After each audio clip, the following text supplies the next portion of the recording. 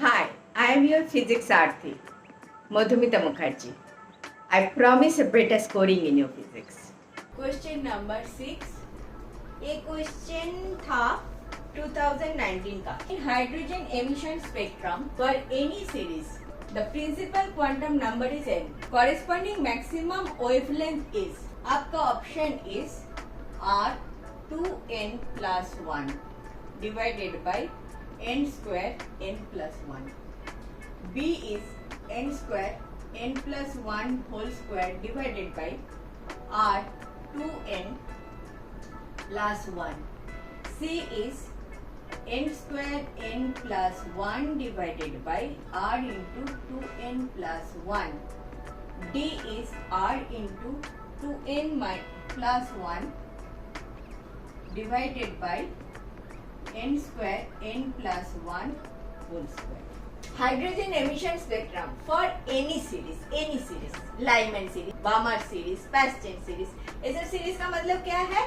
जिधर आ रहा है दैट वैल्यू इज कांस्टेंट। ऊपर से जहां से भी इधर एक नंबर, दिस इज मेरा n equal to 1, n equal to 2, n equal to 3, n equal to 4, n equal to 5, n equal to 6। ऊपर से कहीं से भी n equal to 1 में गिरेगा तो लाइमैन सीरीज, इधर गिरेगा तो बामर सीरीज BALMER, इधर गिरेगा तो पैस्टेन सीरीज, इधर गिरेगा तो ब्रैकेट सीरीज, इधर गिरेगा तो पीफान सीरीज। इतना ही सोच लो। इधर से इधर ही गिर सकता है, एक ही लाइन हो सकता है। इधर से इधर गिरेगा तो first line of Lyman series, इधर से गिरेगा तो सेकेंड लाइन, इधर से गिरेगा तो थर्ड लाइन, इधर से गिरेगा तो fourth line of Lyman series. तो एक लाइमैन का 1 2 3 4 सीरीज होता है, ठीक है। किधर से आ रहा है, जिधर से भी आने दो, आ रहा है 1 पे, तो लाइमैन सीरीज बनता है। क्लियर बात ना? लाइमैन सीरीज, अगर सीरीज के बात कर रहे हो, meaning by this could be this, this could be this, this could be this, this could be this, this could be this, all of these are Lyman series.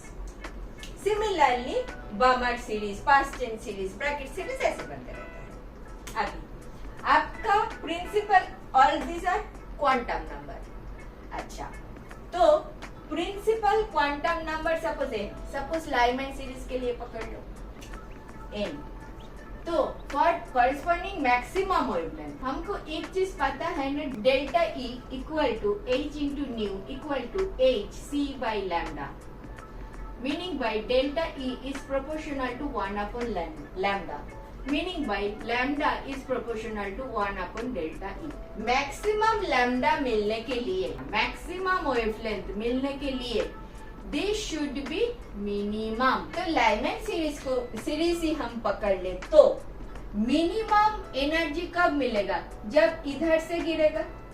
This is minimum energy difference, this must be more energy difference, this must be more energy difference, this must be further more energy difference. Minimum energy difference is n equal to 2 से n equal to 1 तक। This is minimum energy. This is for Lyman series. Lyman series के लिए minimum नहीं, हाँ, minimum energy difference will be when n final equal to 1, n initial equal to 2। This is Lyman series के लिए minimum energy difference, minimum energy difference. Hence Lyman series के लिए maximum wavelength, hence minimum energy difference will be this।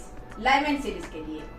बामर series के लिए same thing, for maximum wavelength minimum energy difference must be when n3 to n2, n initial equal to 3, n final equal to 2। Balmer series अगर कर रहे हो तो Balmer series में this is 1, this is 2, this is 3, this is 4, 4 line आ सकता है। लेकिन minimum energy difference n3 to n2 and since it is minimum energy difference, so maximum wavelength. Minimum energy जब देगा मैक्सिमम लैम्डा तब देगा। आपको चाहिए मैक्सिमम वेवलेंथ, तो मिनिमम एनर्जी डिफरेंस चाहिए। नाउ मिनिमम एनर्जी डिफरेंस के लिए देखो, मिनिमम वो लिख लिया मेरे ख्याल से, नहीं लिखोगे तो पॉज करके लिख लो। मिनिमम एनर्जी के लिए जस्ट अपर लेवल से जंप करेगा, पैस चेन के लिए जस्ट अपर लेवल से जंप करेगा तो मैक्सिमम वेवलेंथ मिल रहा है जस्ट अपर से।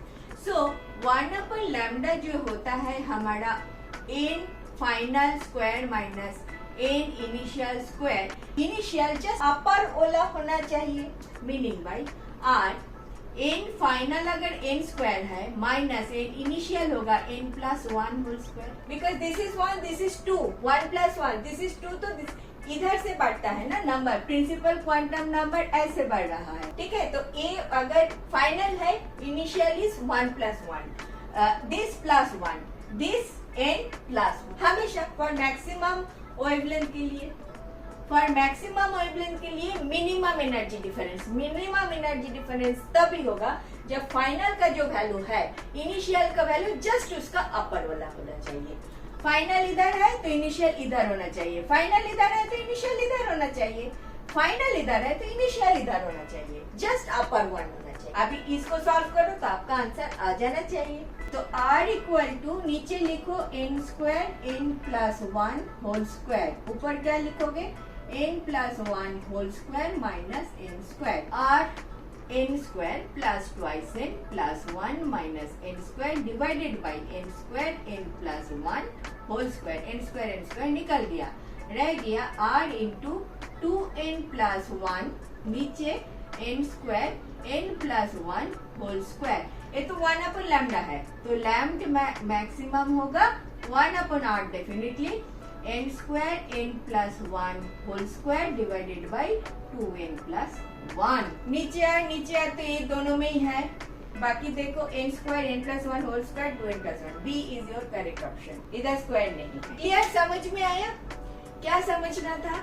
जो भी सीरीज है उस सीरीज में, इस सीरीज में ऊपर से आ रहा है इलेक्ट्रॉन, इधर से आ सकता है, इधर से आ सकता है, इधर से आ सकता है, इधर से आ सकता है, लेकिन minimum energy difference is just इसके ऊपर जो लेवल है उधर से जब आएगा।